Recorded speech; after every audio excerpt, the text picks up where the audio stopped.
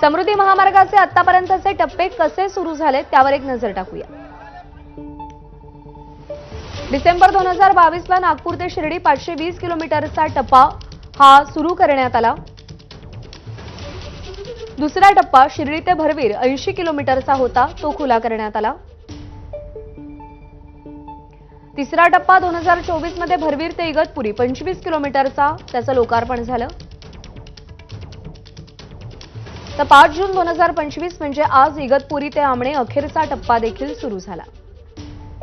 अक्षय भाटकर आपले प्रतिनिधी सध्या आपल्यासोबत आहेत। अक्षय, उपमुख्यमंत्री एकनाथ शिंदे आणि त्यासोबतच युती सरकारचा ड्रीम प्रोजेक्ट समृद्धी महामार्ग आज अखेरीस पूर्णत्वास गेलाय, शेवटचा टप्पा सुरू झालाय।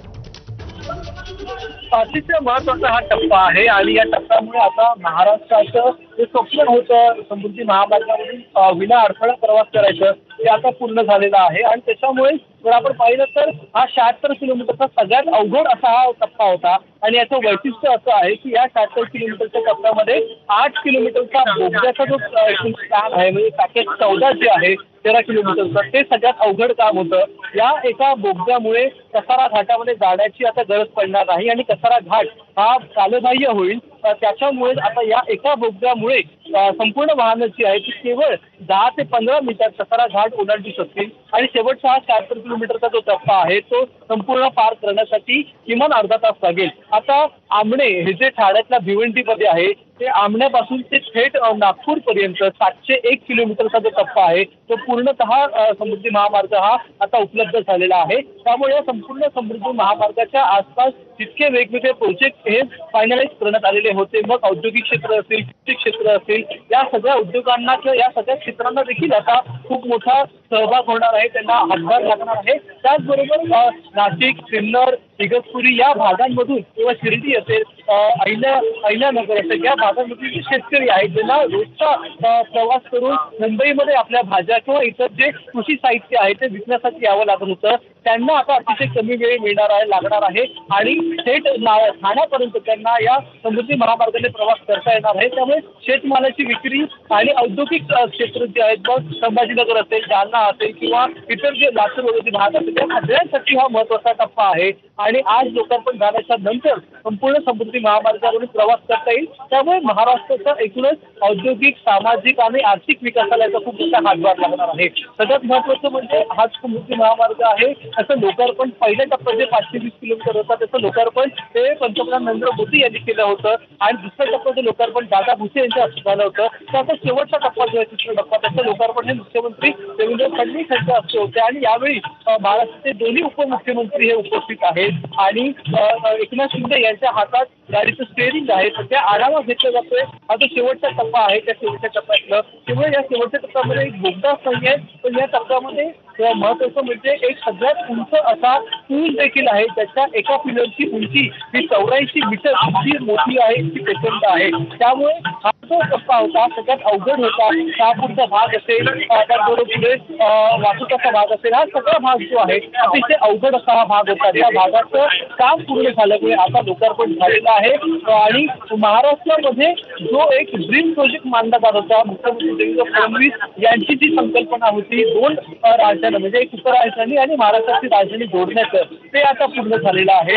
आणि महत्वाचा एक भाग आहे तो म्हणजे ठाणे ते मुंबई हा जो प्रवास आहे त्याला जो लागणारा वेळ आहे तो कमी करण्याचं एक आता उद्दिष्ट समोर ठेवलं जात आहे। कारण की ठाण्यामध्ये आपण पाहिलं तर मुंबई नाशिक महामार्गाचं रुंदीकरणाचं काम अजूनही सुरू आहे। त्यामुळे भिवंडीपर्यंत जरी या रस्त्याने जाता आला आपल्याला कमी वेळेमध्ये, तर देखील पुढे ठाणे ते मुंबई हा जो प्रवास आहे त्याला अजूनही जास्त वेळ लागणार आहे। त्यामुळे ज्यावेळी ते रुंदीकरणाचं काम पूर्ण होईल, ठाण्यामधले जे रस्ते आहेत त्यांचं काम पूर्ण होईल, त्याच्यानंतरच खऱ्या अर्थाने समृद्धी महामार्गाचा उपयोग हा प्रवाशांना होणार आहे। त्यामुळे तो एक टप्पा आता पूर्ण झाला, ते जर काम पूर्ण झालं तर खऱ्या अर्थाने केवळ 8 ते 9 तासामध्ये आपल्याला मुंबई ते नागपूर हे 4 चाकी वाहनाने प्रवास हा शक्य होईल।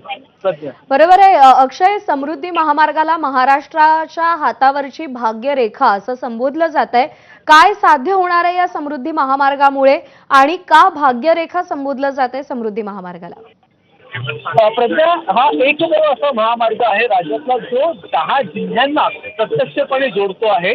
14 जिल्ह्यांना तो अप्रत्यक्षपणे जोडतो आहे. त्याच्यामुळे नागपूरचा मिहान प्रोजेक्ट पासून ते मुंबईच्या JNPT आणि आता भविष्यात येणाऱ्या वाढवण बंदरापर्यंत हा महामार्ग जोडण्यात येणार आहे. त्यामुळे मुंबई ते नागपूर हा जो प्रवास आहे तो थेट आणि म्हणजे प्रत्यक्ष आणि अप्रत्यक्षरित्या अतिशय सुलभ झालेला आहे या एका महामार्गामुळे. आता हा एवढंच नाहीये तर 390 गावांमधून हा प्रोजेक्ट जातोय. त्यामुळे या गावांमध्ये वेगवेगळी केंद्र उभी केली जाणार आहेत, मग औद्योगिक असतील किंवा कृषी केंद्र असतील. आणि त्यामुळे मुख्यतः महाराष्ट्र हा शेती मधून महाराष्ट्राला सगळ्यात जास्त उत्पन्न मिळतं. शेतमालाच्या विक्रीसाठी या महामार्गाची सगळ्यात जास्त आपल्याला सोय होणार आहे, त्याचा उपयोग होणार आहे. त्याचबरोबर जे इंडस्ट्रीयल वेगवेगळे झोन आहेत महाराष्ट्रातले, ते इंडस्ट्रीयल झोन आताचे असतील किंवा भविष्यात जे प्लॅन केलेले असतील त्यांच्या देखील समृद्धीसाठी, त्यांच्या देखील येणाऱ्या विकासासाठी हा महामार्ग महत्त्वाचा ठरणार आहे. शेतमालाची वाहतूक आणि त्याच्याबरोबरच औद्योगिक वाहतुकीसाठी हा महामार्ग उपयुक्त असल्यामुळे आणि जे रोजचे प्रवास करणारा मुंबई ते नागपूर हा जो काही प्रवासीचा वर्ग आहे त्यांच्यासाठी आता 16 ते 17 तास लागतात नागपूरमधून मुंबईला येण्यासाठी किंवा मुंबईमधून नागपूरला जाण्यासाठी. तर त्यांचा वेळ जो आहे सगळ्यात कमी त्यांना लागणार आहे आणि केवळ 8 ते 9 तास असा दावा केलेला आहे MSRDCने की केवळ 8 ते 9 तासामध्ये 4 चाकी लहान जी वाहनं आहेत त्यांना थेट प्रवास करता येईल त्या समृद्धी महामार्गातून. त्यामुळे 2 राजधान्या मुंबई आणि नागपूर जोडण्याचं काम हा महामार्ग करतोय आणि त्याच्यासाठी या महामार्गाला 55,000 कोटी रुपये इतका खर्च करण्यात आलेला होता. आणि या 55,000 कोटी रुपयांच्या बदल्यात आपल्याला टोल द्यावा लागणार आहे. एका किलोमीटरचा टोलचा जो रेट आहे तो 2.06 रुपये इतका हा रेट आहे. त्यामुळे एकूण जर आपण विचार करता तर 1444 रुपये आपल्याला एकूण या महामार्गावरून प्रवास करताना टोल द्यावा लागणार आहे. आणि ही किंमत जर आपण वेळेच्या हिशोबाने जर बघितली तर खरं म्हणजे ती कमी किंमत आहे आणि कमीत कमी वेळेमध्ये आपल्याला सुखद प्रवास करता येणार आहे, सुरक्षित प्रवास करता येणार आहे. त्यामुळे खरंच हा महाराष्ट्राची भाग्यरेखा का ओळखला जातो, कारण की भविष्यामध्ये ज्यावेळी मुंबई नागपूर हा प्रवास करायचा असेल तर आताच्या महामार्गावरून प्रवास करायच्या ऐवजी समृद्धी महामार्गावरून प्रवास करायचा झाला आपल्याला जास्तीत जास्त अंतर हे कमीत कमी वेळेमध्ये गाठता येणार आहे. म्हणून या प्रकल्पाला महाराष्ट्राची भाग्यरेखा आणि या समृद्धी महामार्गाला देखील महाराष्ट्राची भाग्यरेखा समजतात. अक्षय, शेवटचा 76 किलोमीटरचा टप्पा त्याचा आज लोकार्पण झालंय, पण जसं आपण सकाळपासून सांगतोय की हाच टप्पा सगळ्यात जास्त आव्हानात्मक होता या समृद्धी महामार्गाच्या बांधकामासाठी. काय आव्हानं होती आणि कशा पद्धतीनं ती आव्हानांवर मात करत पुढे मार्ग शोधला गेला? एक सगळ्यात सोप्या भाषेत सांगायचं झालं तर आपण या शेवटच्या टप्प्यामध्ये म्हणजे इगतपुरीच्या नाशिक जिल्ह्यातल्या इगतपुरीमधून आपण या बोगद्यात शिरतो ते थेट आपण ठाणे जिल्ह्यामध्ये बाहेर पडतो. तितकं सोप्या भाषेत जर सांगायचं झालं तर 2 जिल्ह्यांना 8 किलोमीटरच्या एका बोगद्याने जोडण्यात आलेला आहे. आणि हे जे 8 किलोमीटर आहे ते साधा रस्ता नाहीये, तर हा पूर्णतः सह्याद्रीच्या डोंगर रांगांमधून पर्वत रांगांमधून कापून त्यांना भेदून केलेला हा रस्ता आहे. त्यामुळे 2 महत्वाचे बोगदे या ठिकाणी आहेत, दुहेरी बोगदे आहेत. आणि हा संपूर्ण देशातला सगळ्यात रुंद 17.2 मीटरचा इतक्या सगळ्यात रुंद असलेला हा बोगदा आहे. सगळ्यात जास्त लांबीचा महाराष्ट्रातला हा रस्ता आहे. आणि इतकंच नाही, हा बोगदा ज्या ठिकाणी ठाणे जिल्ह्यात संपतो त्या ठिकाणी देखील सपाट रस्ता नाहीये, तर त्याच्या पुढे 940 मीटरचा एक वायाडक्ट आहे, म्हणजेच एक पूल आहे. अशा प्रकारे अतिशय जास्त किचकट अशा भागामधून सह्याद्रीच्या डोंगर रांगांमधून जाणारा हा शेवटचा टप्पा आहे.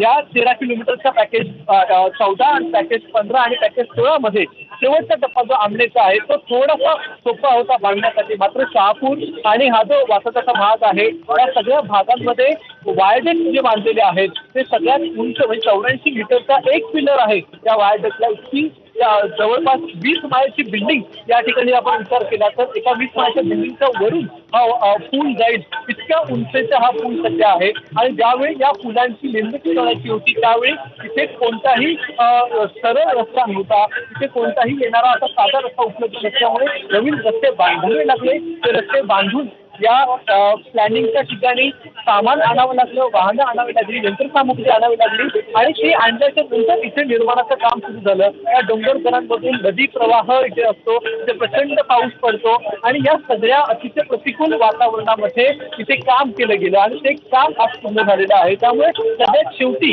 या टप्प्याचं उद्घाटन झालं. कारण की अतिशय किचकट असं हे काम होतं, अवघड असं काम होतं. सह्याद्रीचे जे डोंगर रांगा आहेत कुठे खडक लागतो, कुठे माती लागते, कुठे चिखल लागतो आणि या सगळ्या भागांमधून एखाद्या प्रकल्पाची निर्मिती करणं हे अवघड असतं. तर प्रत्येक ठिकाणी प्रत्येक 2 किलोमीटरवर वेगळं सिमेंटचं मिश्रण त्या ठिकाणी वापरावं लागलं. इतक्या बारीकाईने हे काम केलेलं आहे. त्यामुळे हा जो भाग होता तो अवघड होता आणि त्याचं लोकार्पण आज होतं आहे. आणि त्यामुळे ज्या कंपन्यांनी हे काम केलं, ज्या कॉन्ट्रॅक्टरचं हे काम केलं, त्यांचं देखील आता सत्कार केलं जाणार आहे. पण तितकंच काम होतं जे अभियांत्रिकी, जे इंजिनियर त्या ठिकाणी काम करत होते दिवसरात्र, त्यांची ही खरंच त्यांचे प्रयत्न जे आहेत त्या पूर्ण झाले आणि अतिशय सुरक्षित असा रस्ता आज बांधला गेलेला आहे. आता हा